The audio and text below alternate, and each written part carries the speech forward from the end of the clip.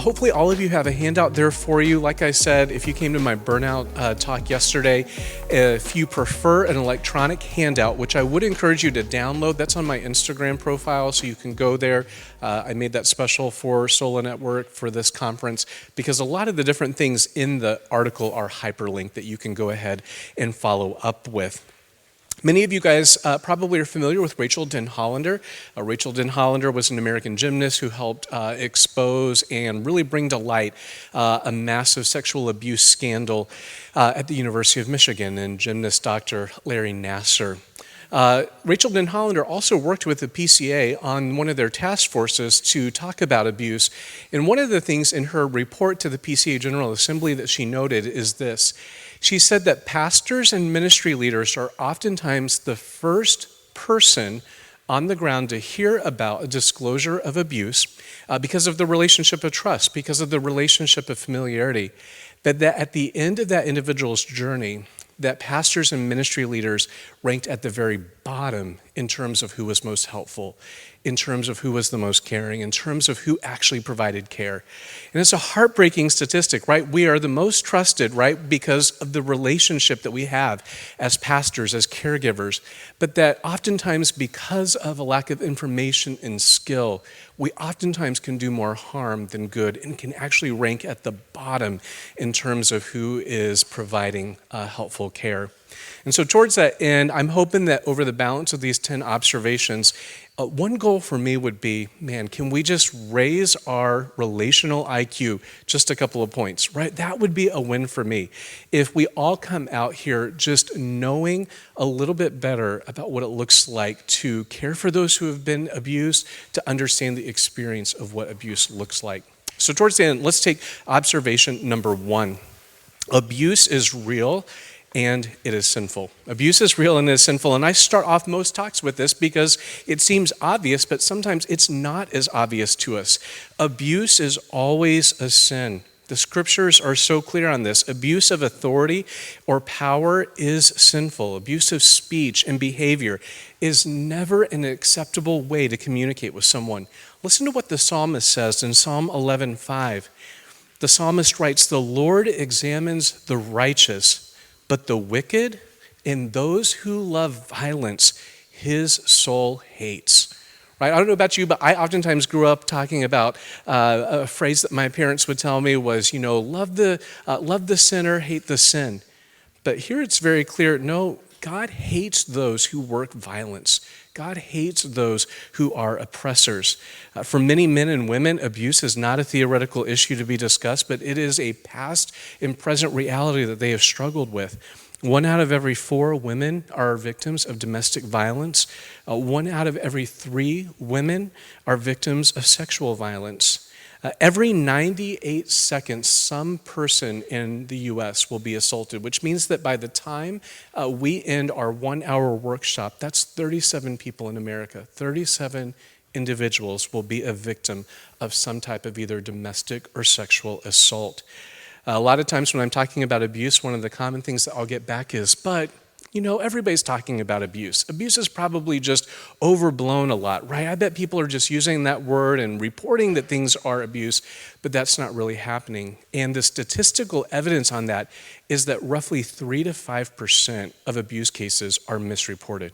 Only 3 to 5%. So when we're thinking and we're talking with people about abuse, one of the most harmful things we can do is not believe them and not validate their experience. And statistically, we know that a very, very small percentage of those reports and disclosures of abuse are misreported. What is abuse? Chris Moll, some of you might be familiar with his name. He does a lot of work in this area. Says abuse is a pattern of behavior in any relationship that is used by one partner to gain or maintain power and control over another intimate partner. I'll read a little bit further Darby Strickland's definition. She says that abuse is a pattern of coercive, controlling, and punishing behaviors whereby one spouse, or if they're not married, an individual, seeks to control and dominate the other.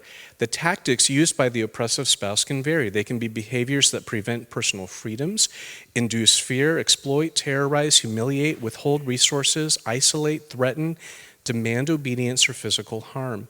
Living in these circumstances harms the oppressed person's emotional, spiritual, physical, sexual, relational, or economic well-being.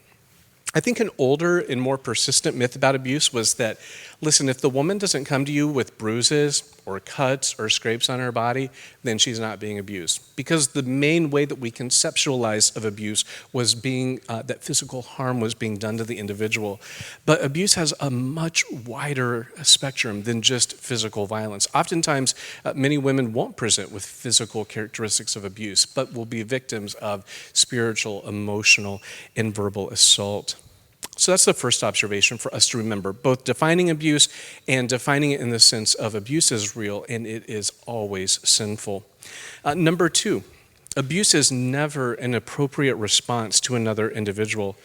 In working with abusive individuals or individuals who abuse, typically is how I like to phrase it, because I don't want to make an abuser that is the most important thing about his identity. So sometimes I'll say abusive individual, sometimes I'll say an individual who abuses. That's really in an effort to rightly center what is most important about them and not use the abuse as the main characteristic of who they are. But that being said, in working with individuals who abuse, they oftentimes minimize or blame shift or rationalize their actions. They'll oftentimes say, well, listen, if you were with me at our house and you had seen that argument, then you would understand why I had to do X, why I had to say this or raise my voice or intimidate.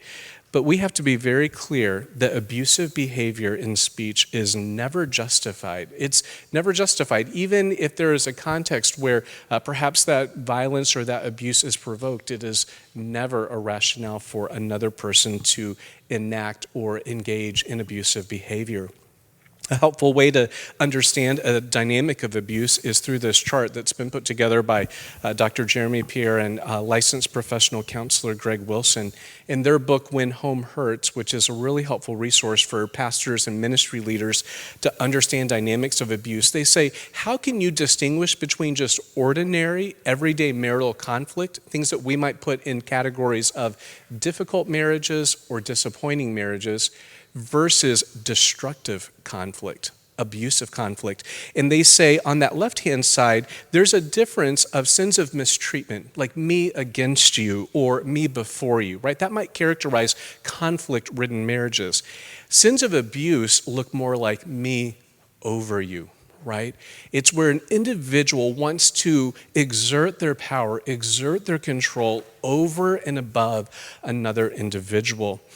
We have to remember that biblical headship does not entitle a husband to get his own way, make all the family decisions, or remove his wife's right to choose. And at the heart of most domestic abuse is the sinful use of power and control to gain dominion or to gain power over another individual.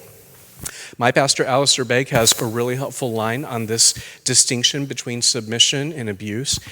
He says this, quote, "The submission of the wife is not passive. It isn't passive, it is active. In other words, it is not subjugation. The submission of a wife is not to be the result of coercion." A lot of times when you talk to abusers or men who are abusing their wives, oftentimes one of their favorite passages is in Ephesians 5 and about how wives are supposed to submit to their husbands. But when you actually delve into it and ask them to describe what it is that they're looking for, what you realize is that they're not looking for submission, they're looking for the subjugation of their wife. They're looking for their wife to, not in a joyful way, but to submit and to be subject to their own whims or desires. Number three, third principle or observation for us to make is this, is that physical safety should be a paramount concern for those of us who are caring for abused individuals. Physical safety is a paramount concern. And biblically, I think that we see precedents for this in Scripture, that God prizes and values that we seek to protect life whenever possible. Right, when you see David in a very abusive situation with King Saul, right, what does David do? David flees, right? Saul is literally trying to kill David, to find ways to hurt him and to maintain control and dominion over him, and David escapes. He leaves that situation. Similarly, right, we see an abusive dynamic taking place between Hagar and Sarah, right? There's this fierce bitterness and jealousy that has taken place because Hagar has given Sarah a son, and Sarah in the Hebrew, this word that is translated as treated harshly or abusive. She treats Hagar very, very harshly, and Hagar leaves. Hagar leaves that context. Similarly, right, we see Joseph and Potiphar's wife, a situation that today we would call sexual assault or sexual harassment, right? She is trying to exercise power and control over Joseph. And what does Joseph do? He flees. He leaves that situation. So when we're thinking about what does it look like to care well for an individual who has experienced abuse, part of that plan and part of that care has to take into account that individual's physical safety. One of the things that you can easily find online for those of you who are caring for women or men in particular who are in abusive relationships is what's called a safety plan. Safety plans are plans that you help the individual develop where they think through scenarios of where their physical safety may be threatened. What are some things that need to be in place? It could be things like packing a small bag of clothing and toiletries to have on hand. Maybe it means having a small amount of cash put in an envelope, stowed away so that if they need to go somewhere, they'll have funds. It could also mean just equipping them with certain phone numbers of emergency authorities or local authorities of who they need to call and where they can potentially go. It could be the identification of who would be some trusted individuals that if you did need to exit the house at a moment of violence or at a moment of abuse, where would you go? Maybe it's a family in your church. Maybe it's a family member that they know that they can get to quickly. The development of a safety plan, Lord willing, hopefully will never have to be enacted. But again, that's where that ounce of prevention is worth a pound of cure, right? Where that thoughtful preparation in advance can help really, in many ways, preserve the life of the individual. We know statistically that the point when an individual chooses to separate from her abusive spouse typically represents the greatest point of harm for her as an individual. Meaning that when an abuser or an individual who is abusive realizes that they are losing control over their spouse, that presents a high escalation point where they know they're losing control, they don't want to lose that control, and it represents a significant physical safety threat. So putting together that safety plan is really, really important for those of you who are in caregiving positions. So let's take a little bit of a pause there. Questions or comments or feedback just on maybe those first three observations on defining abuse, understanding what it looks like, prioritizing physical safety, understanding some of the dynamics of me against you versus me over you. Any questions or comments on that? Yeah. Of mistreatment? Right. So let's think together, right? You're talking to a couple in your church, and they're describing just an everyday garden variety conflict, right? In everyday conflict, right, there's going to be disagreement. There's going to be, hey, I want this, I want this. Maybe there is, raised voices. Maybe there are cycles of unresolved conflict. But what is not happening is that another individual is not exerting their will and they're not coercing the other individual towards them to make them do whatever it is that they want. Using statements like, if you don't do this, then, fill in the blank. Or using other more, what we would say would be less, at least on the outset, less violent type of dynamics. Things like, significant neglect, silent treatment. I was counseling a couple where the husband would spend literally weeks without even speaking a word to his wife. And she would come in the door, she would ask questions, she would try and engage in conversation, and he would just refuse to even talk to her, to even allow conversation to happen. That's a big difference than just the everyday conflict that husbands and wives have. So that's just a part of, I think, being sinful people living in a broken world. And oftentimes, I think, if we're not attuned to dynamics of abuse, we tend to put more things over into that left-hand category of just, oh, this is probably just everyday marital conflict. But I think, our effort in today and in trying to raise our relational IQ is to hopefully put some of these thoughts at the back of your mind to say, okay, is this a sin of mistreatment where it's me against you? Or is this a dynamic of me over you where I'm trying to exert control and dominion over you? So I would really commend that book to you if you haven't read it, When Home Hurts. It's specifically written for pastors. So if you're trying to gain more understanding of what it looks like to care well for people who have been abused, that's an excellent resource. Other questions before we move on? I didn't know because I was thinking different settings too, not just in marriage, but for like elder care. Yes. We have elders in our congregation, but their kids are not part of the congregation. Yes. I don't know how to differentiate that last time, because at least from the immigrant side, they feel like it's a balance between sometimes neglect and this Yes. care. Like, is it like my kids are more prioritizing you, or actually I'm going to decide when you can go out? Right. That's a great observation that you bring up. In most states, I would encourage you to check your state guidelines and reporting guidelines. But in most states, elder abuse, it's definitely a thing. I mean, I offer that in informed consent when I do counseling, that if an individual is engaged in the abuse of an elderly person, 65 or older with developmental disabilities, for me, in Ohio, that is a reportable offense. So it definitely happens. I think one of the things we'll talk about a little bit later is personal agency honored with the individual in question? So let's talk about like a younger person to an elderly person. Is there a sense of honor and respect that is given for that individual's autonomy and agency? So maybe that younger person needs to make an important decision, maybe regarding health or finances. Is there a way that I can make that decision that maybe might not be in agreement with the individual's wishes because of that individual's age? We need to make this decision.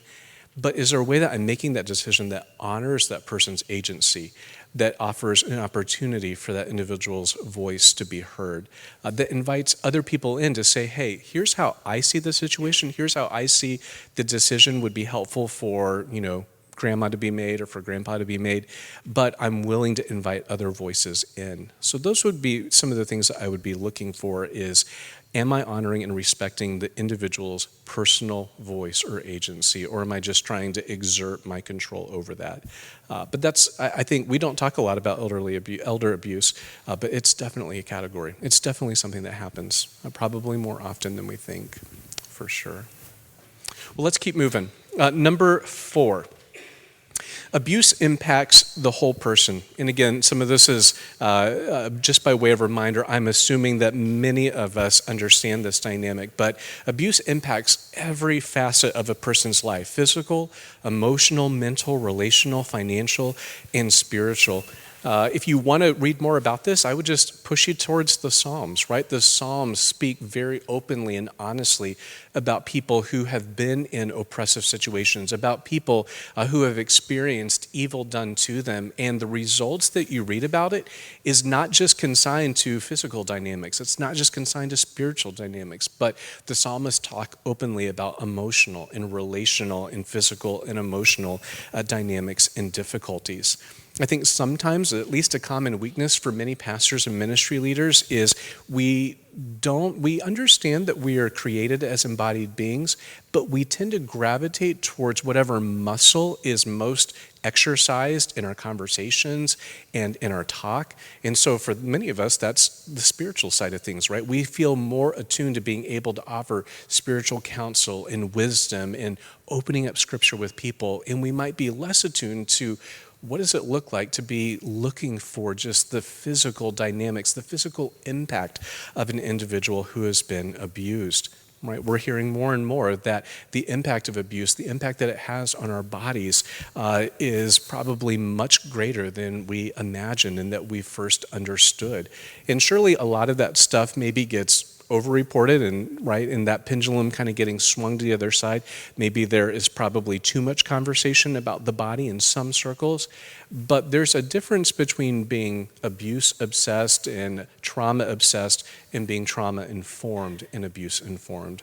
And so when we're reading books like The Body Keeps Score or other books that talk about the physical and mental and emotional impact of abuse, yeah, there are probably times where that argument is overstated, but in many ways that argument is overstated because we have tended to, especially in evangelical circles, to ignore the physical impact of evil that has been done against us. Number 5, working through abuse and working with abuse victims takes a lot of time and patience. And here's what I'll say to pastors, and I was a pastor for 15 years, so I'm saying this myself. Pastors tend not to think in terms of like the long haul with people. We tend to like quick fixes. We tend to like quick answers. We typically like, hey, I'm willing to give you a couple of meetings, and then after that, like let's move on. I'll refer you out. But with people who have experienced abuse, this is oftentimes a years in the making type of process. In terms of caring for and coming alongside, this is not something that just gets taken care of in a couple of meetings or even in a couple of weeks. Working through the abuse and impact that it has on the body and soul is going to be something that takes a lot of time, a lot of tenderness, and a lot of patience. And when we rush that process, friends, when we rush that process, we can actually, I think, contribute to and actually add to the harm that's already been done to the individual. I was talking to a woman who had been in a 20-plus year marriage where abuse had been an everyday component of her life.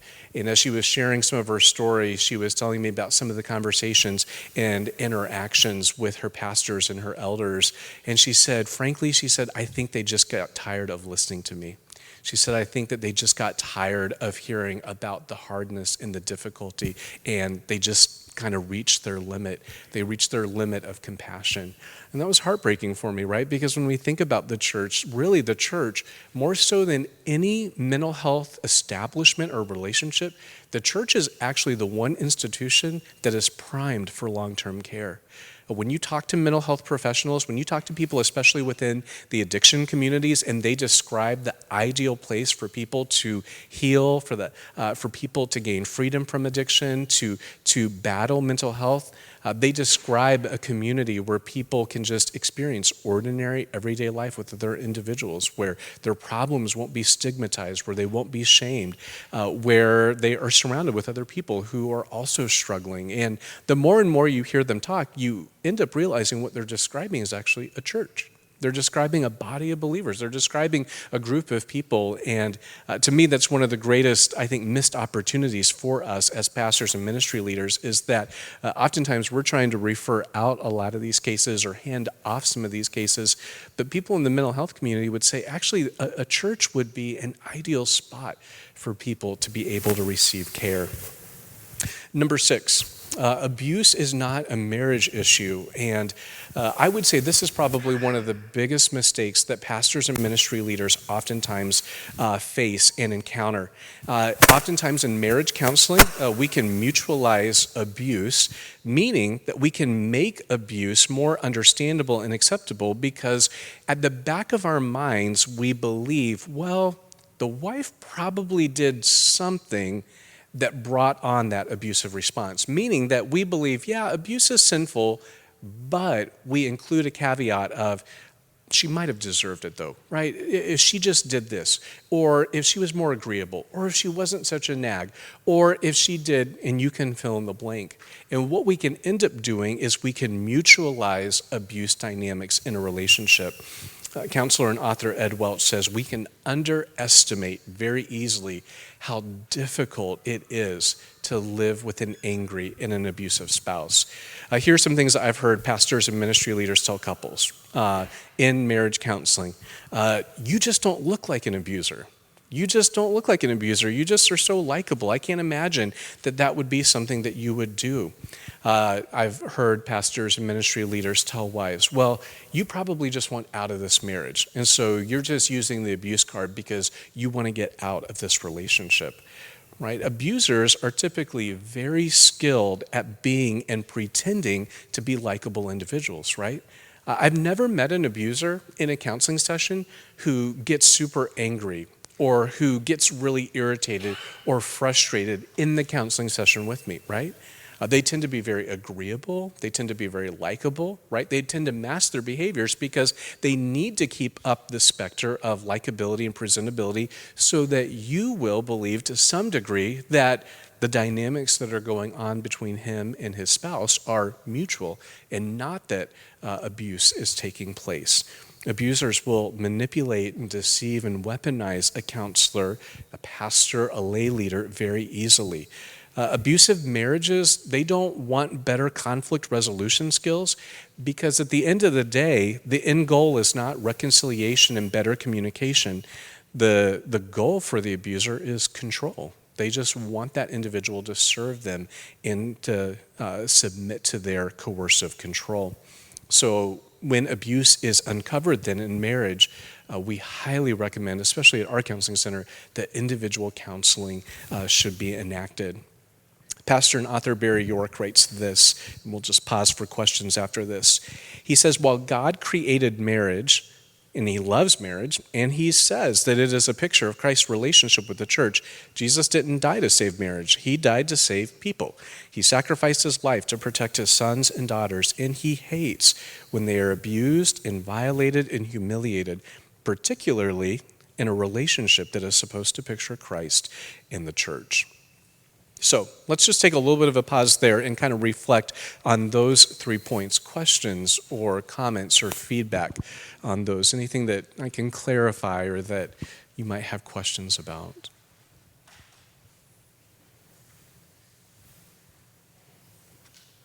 was curious, pastorally, like if you're doing individual counseling and you also have that perspective that divorce isn't off the table, how do you get conversations about like separation like that? Yes. Things like that where members might, like even the abused would feel like, well, does that mean I'm giving up? Like, does that mean Right. I'm not real? Right. Like, how do you go about that conversation? Still respecting their decision, but also Yes. saying that this is also a possibility. Right. That's a great question. A couple of comments on that. First, I think a common misnomer, especially amongst pastors, is that abused women want to get out of their relationships. The opposite is actually true. Most abused women, in my experience and statistically speaking, want to stay in their relationships. In fact, statistically speaking, it takes a cycle of typically 7 abuse cycles to happen before a spouse will actually make a decision to leave a relationship. Many times, abused women are some of the most ardent supporters of trying to stay in a relationship. And so we never encourage separation. We never say, hey, you must do this, because as we'll talk a little bit later, a part of caring well for abused people is not making decisions for them and not telling them what to do. But when physical safety, when their emotional well-being is at stake, I do think that there can be a biblical precedent for separation. There are a number of different separation, I've heard of them called covenants, contracts, things of that nature be put into place. Again, you could Google those. I could provide some of those for you from our own resources, but they'll typically involve things like duration, how long will the separation be, limits on communication. Most communication during a separation because of abuse will include a no contact clause to where no texting, no phone calls, no physical contact, and typically that will be a significant difficulty for the abuser. Because the abuser is used to exacting control.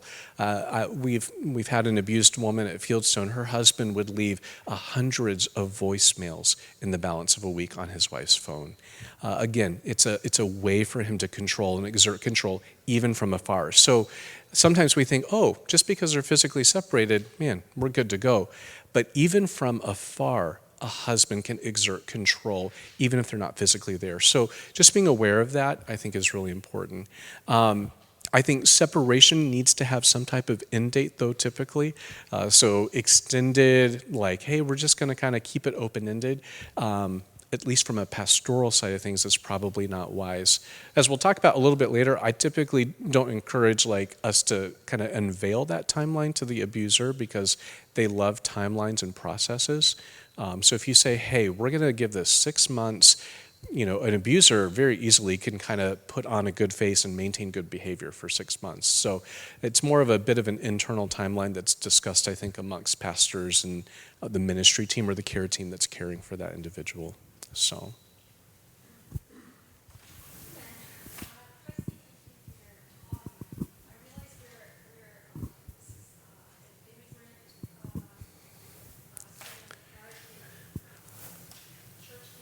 Yes.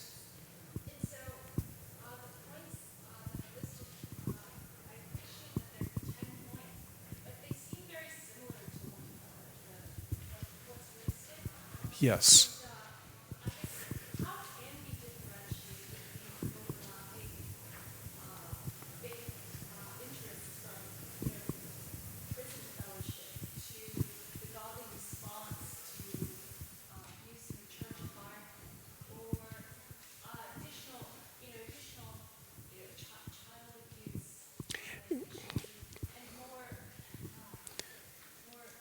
Yes. Meaning, like, how can we add on other layers of response to, like, not just marital abuse, but other kinds of abuse?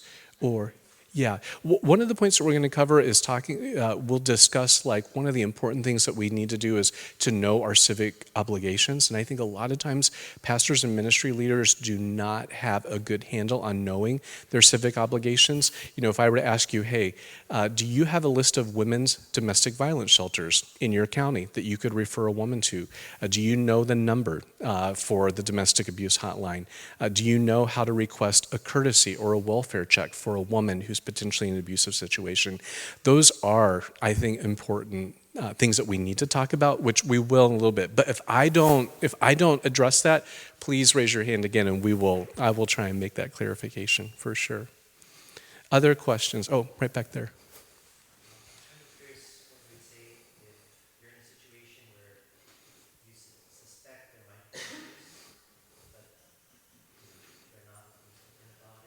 Yeah.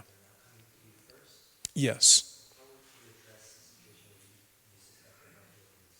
That's a great question. And I would say, I'm so glad you brought that up, because I would say, anecdotally speaking, most, I'll just use women as the category, most women that come to me or come to our counselors actually aren't coming saying, hey, I am being abused. So what they're doing is they are giving you a litany or a list of different things that they're experiencing.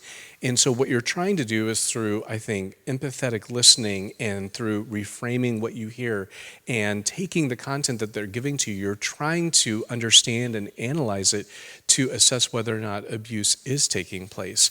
So for instance, one of the women that I met with, she came to Parkside, where I was on staff, and she could only come and see me during the morning women's Bible study hour because her husband so monitored her time.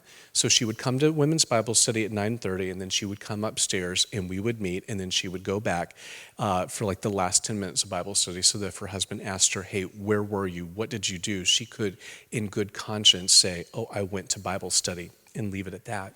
But for the first probably 5 or 6 sessions, as she was sharing some of what was going on, the presenting issue was, I'm in a difficult marriage. Man, my husband and I were having a lot of conflict. Things aren't working. But the more and more she talked, and the level of control that she was discussing, it was clear to me that abuse was happening. But I did not say that. I didn't say to the woman, hey, I think you are being abused. That's probably just more a wisdom choice on my end. My preference would be that you allow the individual to come to that conclusion themselves as they talk out loud with you in a safe, in a trusted environment. So for this woman, what happened, she started doing some reading, some things that we had passed along to her by way of resource, and she came in a session and she said, hey, it's like a light bulb's gone off. She goes, I think that my husband is abusive. And one of the difficulties, I think, if I had introduced that a lot earlier of, hey, I think you're in an abusive relationship, I think what I can do unintentionally is actually add to a significant sense of shame and embarrassment to her. Because one of her first things was, how could I have been so stupid? How could I have been in this relationship and not seen these patterns? So she was already dealing with a huge amount of shame and embarrassment that her husband did not let her have a credit card. He would give her $50 in an envelope and would give it to her at the beginning of every week, and that's what she had to buy groceries with, buy gas. She needed a medical procedure done on her, and he said, I'm not going to pay for it. You will have to save money out of the weekly allowance that I give you to pay out of pocket for this medical procedure. And again, for 10 or 15 years, if that's just the type of environment that you go through, you begin to normalize that. You begin to think, oh, yeah, women probably don't have credit cards or debit cards or bank accounts. They probably just get cash from their husband. And so, again, when you're working with abusive individuals, that's where that time and patience and tenderness is so important. And I would say that's not just a process thing. That's also, I think, a bigger picture of what we are trying to do as pastors and ministry leaders is that we are trying to do the opposite of what the abuser has done to them. We're trying to reverse the effects of abuse and trauma by embodying Christ's love and compassion and presence with the individual. So, great question. Any others? Oh. Okay, to this point number 6, abuse is Marriage. so let's just, so there's situations where it did seem like hearing both sides, it's like this is actually not the issue. Yeah. Okay, so then do you meet with them together still? Because they have different brokenness. I think that's the Yeah. I'm suspecting. Yes. So is it better than to have them separate to get to the more of the Yes, I believe so. And I think that when you talk to most mental health professionals and Christian counselors, to continue to do marriage counseling when abuse is present is just not going to be helpful. And here's one of the main reasons why, is that abusers will end up weaponizing you and co-opting you. It's a dynamic that we call triangulation. So imagine let's say you make an offhanded comment in the counseling session about, getting the log out of your own eye and looking at your own heart before you point out the sins of others. Let's say a husband then takes that and goes home with that, and they get into a conflict. And the husband says, hey, you're so stupid. Don't you just remember what we were just told, right? You're going around trying to point the finger at me. You've got this huge log in your own eye. How about you go deal with your own stuff, right? Before you start pointing out all my stuff, right? Maybe I should bring that up next time we're in marriage counseling, right? I mean, that dynamic can very easily happen. And again, because the woman on the side of this is experiencing a lot of disorientation, right? She might think, yeah, maybe that is what the counselor said. Maybe that is what the counselor meant, right? Maybe I shouldn't speak up, or maybe I actually don't have it right. And so that triangulation and that weaponization of your words is just incredibly dangerous. One of the things that we'll talk about, and we'll kind of bleed into number 7 about it can be difficult to identify an abusive spouse, is abusers love Scripture. They're sometimes going to probably be the most theologically astute individuals that you ever counsel. Abusers' favorite passages are passages like Ephesians chapter 5, where it talks about wives, submit to your husbands, right? But that dynamic of loving Scripture, what I oftentimes find is that they are very selective about the Scriptures that they love, right? The idea of an Ephesians 5 husband needing to be an Ephesians 4 man of God, somebody who is patient, who is willing to bear gently with other people, who is willing to maintain the unity of the Spirit in the bond of peace. They like to forget their general calling in Ephesians 4 and just immediately hop down to Ephesians 5.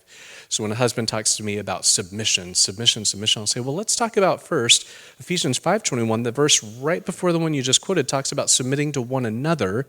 I'd love to hear how you're doing that, and I'd also love to hear how are you fulfilling your general calling in Ephesians 4:1-3? Tell me a little bit about that. Tell me about the times that you have been patiently enduring with your spouse. Tell me about what does humility look like in your life. And tell me, what does it look like that you are making every effort to maintain the unity of your relationship? Could you tell me a little bit about, I'd love to hear that from you, right? And you'll just get kind of like a deer in the headlights, because what they want to talk about is submission, and look at my wife, look at all the things. They don't want to talk about themselves. So they love Scripture, but they're almost always twisting it to meet their ends. So is that helpful? Yeah. So if you're one in the back of your handout, there should be a resource. There's a journal article by Winston Smith in the Journal of Biblical Counseling that you can access and download for a small price. It says when not to do marriage counseling, and if you wanted a fuller description of that dynamic of identifying abuse in marriage or identifying oppression, that's a good starting point, and he kind of helps outline some helpful protocols for that. Well, let's move on to number 7. It can be difficult to identify an abusive spouse. And we could spend a lot of time on this because this is a whole separate issue of just the characteristics of an abuser. But let me just run through a few that you can jot down. Number 1, abusive spouses tend to be consistently inconsistent. They tend to be consistently inconsistent. And what I mean by that is if you are looking for an abusive spouse to always be angry and frustrated and demanding his way, you're probably not going to find it. One of the techniques that abusers love to do is what I call like the merry-go-round of crazy, right? So there will be a cycle of abuse, and then the abusive spouse maybe will say, oh my gosh, like I'm a horrible husband. I'm never going to do that again. Maybe the wife says something effective, hey, enough's enough. Like, I'm going to go and talk to Pastor so-and-so about this. Like, I just can't keep doing this. And the husband says, no. Before you do, I promise it's the last time. And a dynamic that oftentimes happens in relationships, abusive relationships, is what's called love bombing. So the abusive spouse will shower the other individual with praise, encouragement, oftentimes buy them gifts or do really, really nice things. And that will be very disorienting for the abused individual, right? 2 weeks ago, you were screaming at me and throwing a plate of food at me, and now you're buying me something and you're telling me that I'm the best thing that has happened to you. But that's actually a part of the inconsistency, the consistent inconsistency that the abuser is engaging in. The dominant characteristic that researchers have found for women who are in abusive relationships is that they feel like they're going crazy. It's called the crazy-making cycle. It's this cycle that they don't know what to expect, right? It's like this dynamic of my husband might come home and he might scream and yell at me because things aren't how he wants them, or he could come home and things could be great. It's that inconsistency of always catching the other person off guard that often is a frequent tool of the abuser. We've already mentioned a few others. Abusive spouses tend to be very likable. They tend to be very gregarious. They tend to be very knowledgeable. They tend to be well connected at churches, particularly with people in leadership. So one of the things that they love to do is that if and when a situation happens where their spouse is making an accusation against them or an allegation, they want to have well-connected relationships within their church that can quickly come to their defense. Abusive spouses quickly become the victim. There's a dynamic to that. Many of you might be familiar with the acronym DARVO. So DARVO is an acronym that stands for Deny, Attack, Reverse Victim Offender. Deny, attack, reverse victim offenders. So I've had this happen all the time, quite often in marriage counseling. A husband will say, you know what? I'm actually the one who's being abused here. I'm the one. She's actually got me on a leash, right? She's talking about how horrible I am. Well, Pastor, so if you came and you would see I'm the one who's actually a victim of abuse. And again, that's a common tactic where they, again, want to make themselves the victim and draw attention to themselves. And again, this is that cycle of minimization and rationalization. Abusive spouses tend to overpromise and underdeliver. They tend to say a lot, they tend to make a lot of promises, but they rarely follow through on them. It reminds me of what the psalmist says in Psalm 55:21. The psalmist says, his speech was smooth as butter, yet war was in his heart. His words were softer than oil, yet they were drawn swords. Or listen to what Jeremiah says in Jeremiah 9:8. He says, their tongue is a deadly arrow. It speaks deceitfully. With his mouth, each speaks peace to his neighbor, but in his heart, he plans an ambush for him. Right? Those two passages are so graphic for us because they identify that dynamic oftentimes of what happens in abuse. Right? They come and present to you as this theologically warm and astute individual, but yet war is in their heart. They don't have love for their spouse. They only have love for themselves. Abusive spouses love to fish for information. They love to get information from you, especially if you begin doing individual counseling with the wife and individual counseling with the husband. They love to try to infiltrate that relationship. Hey, just what? Just would love to hear what's going on. What are you covering? Just so I can be praying for her, so I can be, what can I do maybe to help that process along? It's not genuine. They want information because why? Information represents control. Abusers love control. Control is a huge part. Abusive spouses oftentimes will begin to seek to limit financial resources.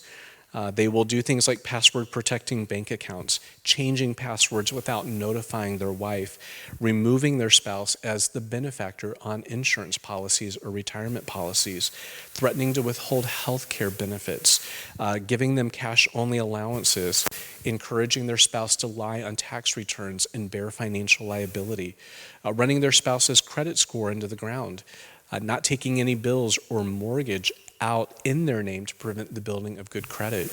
So the woman that I talked about a little bit earlier, we'll just call her Lucy.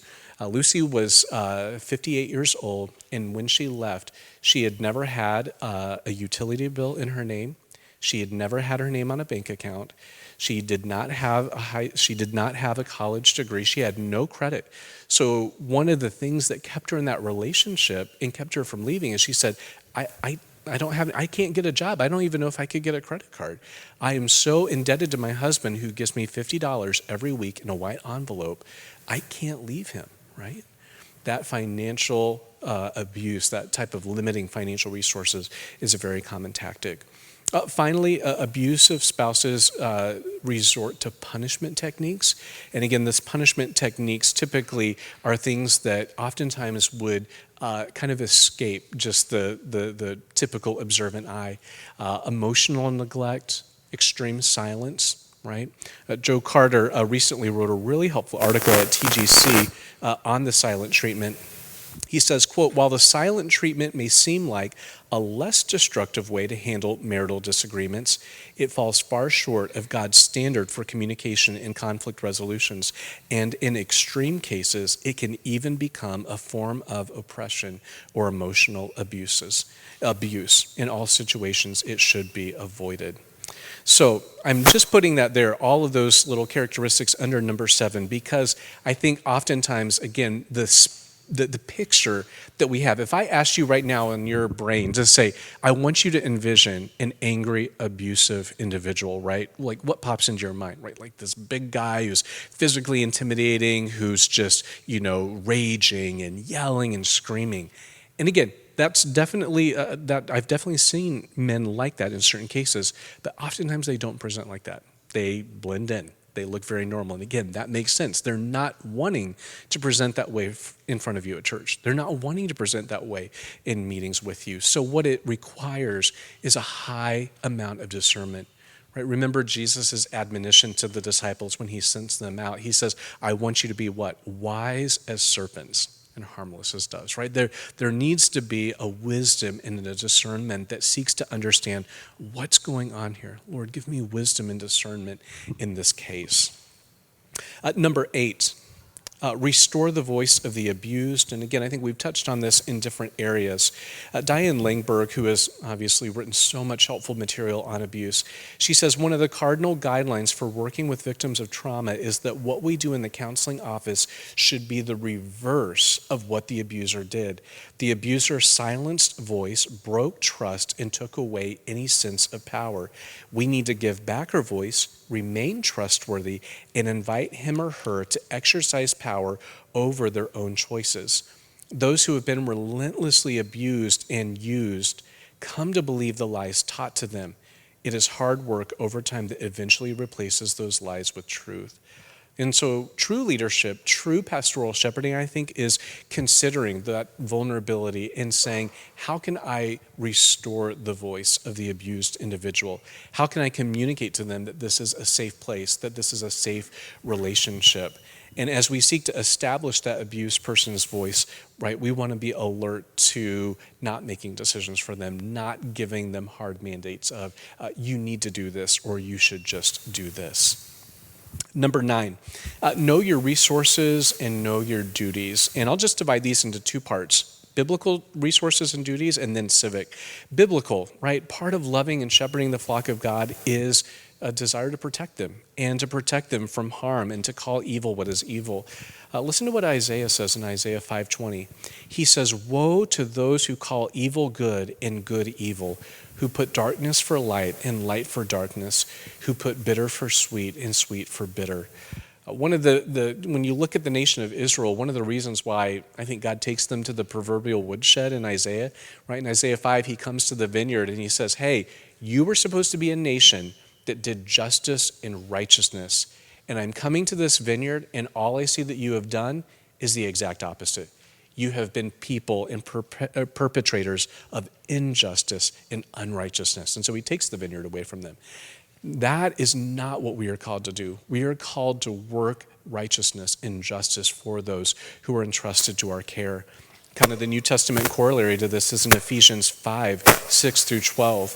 In Ephesians 5:9, it says, "For the fruit of light is found in all that is good and right and true." Verse 10, "Try to discern what is pleasing to the Lord. Take no part in the unfruitful works of darkness, but instead expose them. For it is shameful even to speak of the things that they do in secret." So part of our biblical duties, friends, is simply to speak up. Right? Proverbs 31:8-9 says, "Speak up, open up your mouth for the destitute, for the least, the lost, and the last." On the civic side, we all have mandatory reporting obligations. If you do not know your mandatory reporting obligations for your state, I would just encourage you, find those out. What is the threshold for reporting child abuse, child neglect, domestic violence? How do you request, again, like I said earlier, a welfare check, right? Something that, should be common knowledge to all of us is knowing the city and the county of the individual that is in question, right? A lot of times you live in different counties or in different locales. When you're requesting a courtesy check, that courtesy check needs to come from the local police department of where that individual resides, right? So just having some of that information. One of the things that we do at Fieldstone in the women's restrooms is just posting notices on the stalls on the back that just include the phone numbers and resources for women, right? That's not something that we're putting all over the church, but we are putting it in safe spaces where a woman who might be in an abusive relationship might see that and might understand, okay, here's a number that I could call. Here's a place that I could go to. A lot of times women's shelters won't be listed on the internet, or they'll be very difficult to find because obviously abusers will Google that and find that. So work with your local community resources to say, where are there women's shelters? Where are there domestic violence shelters where a woman who needs to escape a difficult situation can go to? Another thing to avail yourself of are legal aid societies. Pretty much every major city in America has a legal aid society. Legal aid is one of the oldest legal organizations in the country, and it's a pro bono service where lawyers donate their hours to do legal work for women who are in abusive relationships. So, for instance, the Legal Aid Society of Cleveland is one of the oldest in the organization, and they provide a huge amount of resources. They help match women up with various employment agencies, housing. And so as a citizen, right, it's just helpful to know that some of those resources are available to you. Number 10, all abuse is ultimately spiritual in nature. And we hear a lot about spiritual abuse, or I think that we've heard about it a little bit more recently in the past 5 or 6 years or so. But I really think that at the end of the day, if you really think about it, all abuse is spiritual in nature. And what I mean by that is that to be human is to be created in the image of God, and therefore our personhood is experienced when we live as creatures rightly before the Lord. Therefore, every type of abuse that limits our ability to live before the Lord in that particular way that we were created, that is spiritual abuse. That is a misappropriation of the power that God gave to us as individuals. When you look at the Genesis 1 and 2 mandates for individuals, God tells Adam and Eve that they are to exercise dominion or to exercise control over who? The created world, or animals, right? That's what we're supposed to subdue and exercise dominion. We're never called to exercise dominion and control over other people. And that's what abuse ultimately does. Abuse is first and foremost an offense against God because it is an assault against his created image bearer. It devalues the image bearing nature of the trauma of the abused individual. It diminishes her or his ability to move and to act in this world. Jeremy Pierre and Greg Wilson write this. They say these sins that the abuser is doing are not just competition and selfishness. These sins of abuse are the very wearing away of another person's ability to act and to live in this world. Additionally, I think for many pastors and ministry leaders, we need to be mindful of the fact that spiritual abuse can also happen when we misuse and when we misapply Scripture, influencing the victim in an unhelpful way of, well, you just need to submit, or you just need to get over it, or you just need to forgive. That is also an unhelpful use of our authority that God has given to us as pastors and ministry leaders. I want to just close our time, and we'll take time for questions, just by reading Isaiah 61. I think Isaiah 61, 1 through 3, is just helpful for us to have at the back of our mind as we think about the care and stewardship of souls that God's entrusted to us. And listen to how different the Lord's movement towards us is compared to what we have talked about previously. Isaiah writes this. He says, "The Spirit of the Lord God is upon me, because the Lord has anointed me to bring good news to the poor.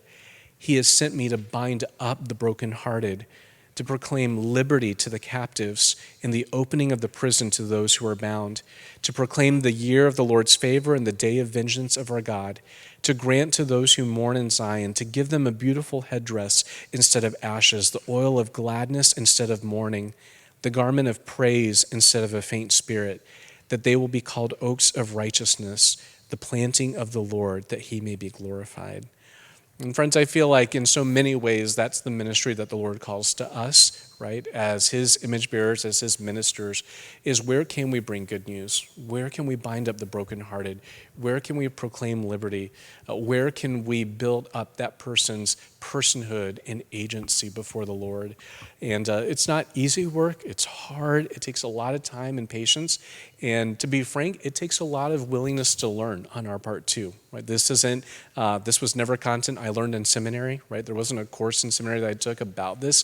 And so just acknowledging our own weakness and our own lack of information, and then seeking to avail ourselves of resources and trainings and things like this to help raise our relational IQ on this particular issue is something that I think all of us really need to be called to, especially in this day and age. So I'll just pause there. We have a few minutes before we need to close down. Any questions or comments on those last few points that we covered?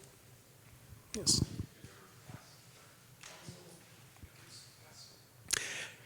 Yes. Yeah.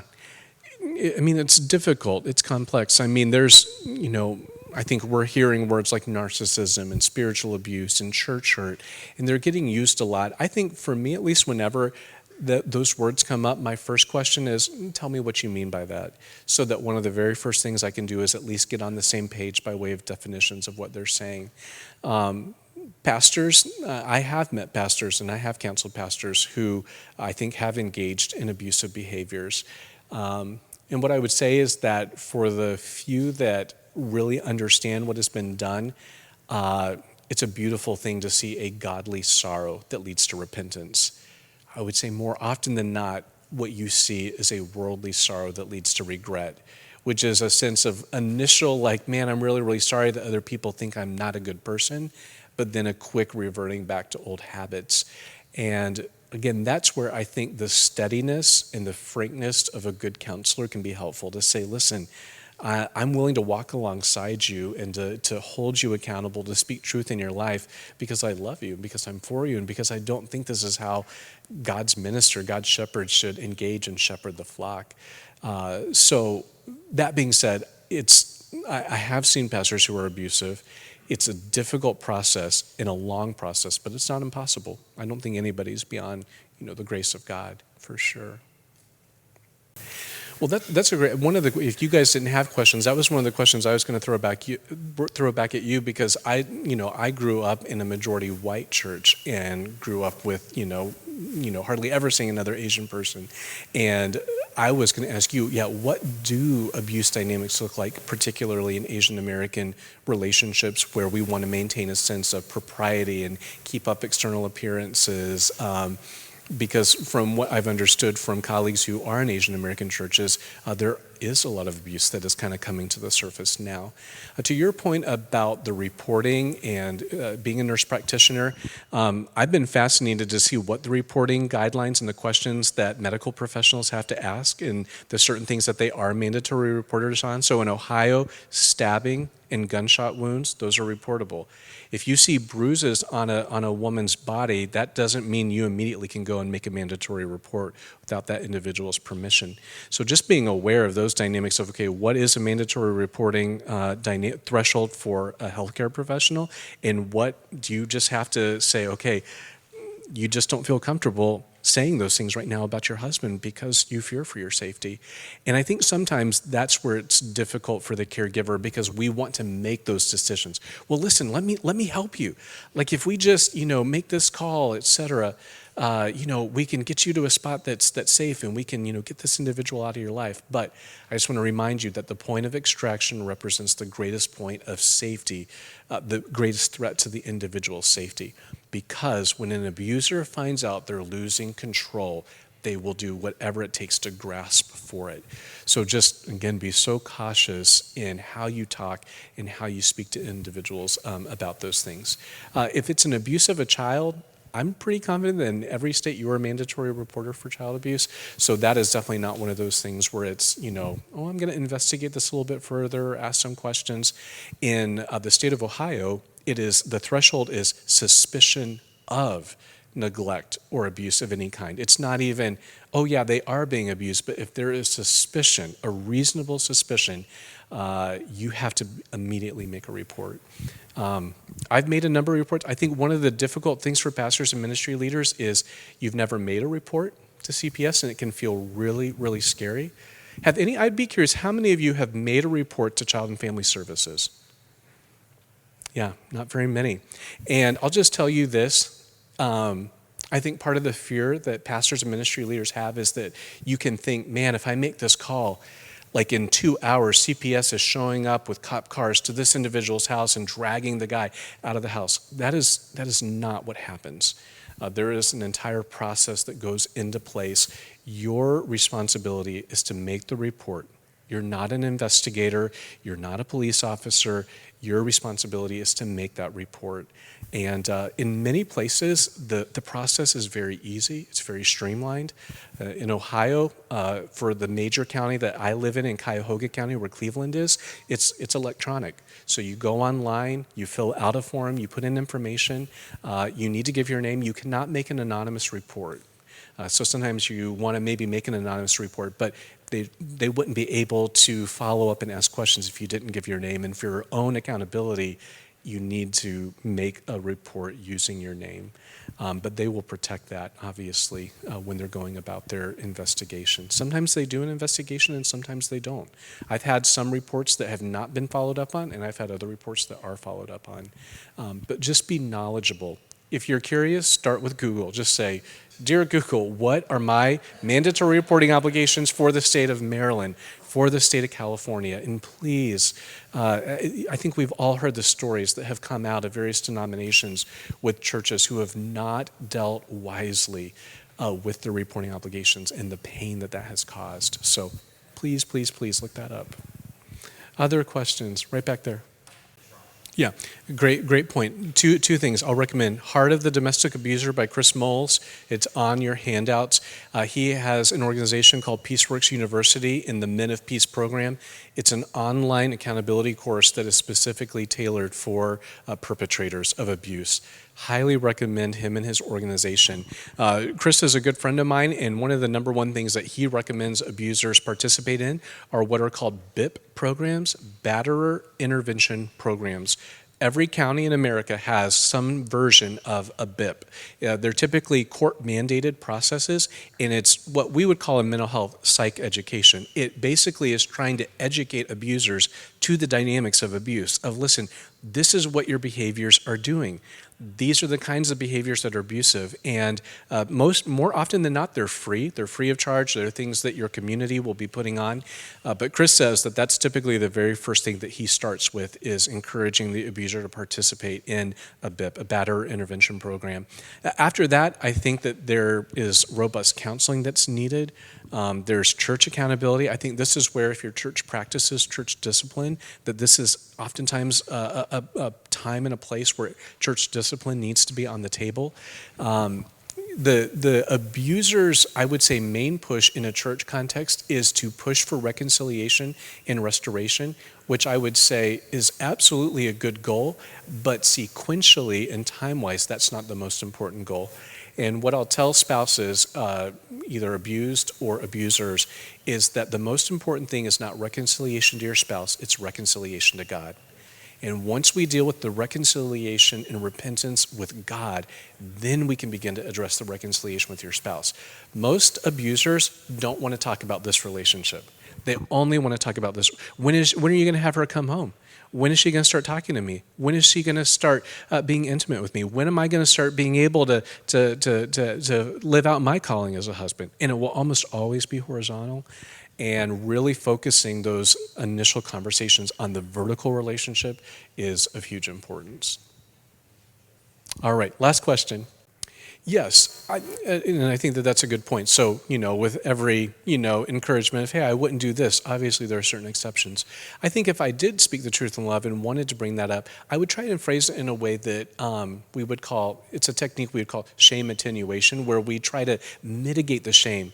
So instead of saying, hey, I think you're in an abusive relationship, say something like, hey, I know this is probably really hard to even say, but here's an observation that I've made based off of a few conversations we've had.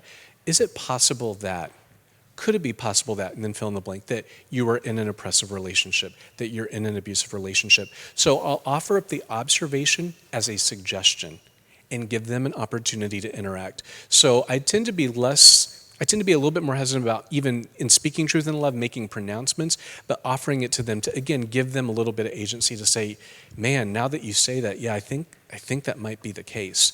Again, a common misnomer about abused individuals is that is the first thing that they're hopping to. Like I've heard pastors say, oh, this abuse thing is just made up. This is just about women who want to be free from their husbands and, don't want to, live with their husbands anymore. And that might be the case, but I would say the vast majority of women I am talking to who are in abusive relationships want to save their marriages, want to preserve their marriages. And so that misnomer is something I think oftentimes we need to get out of our minds.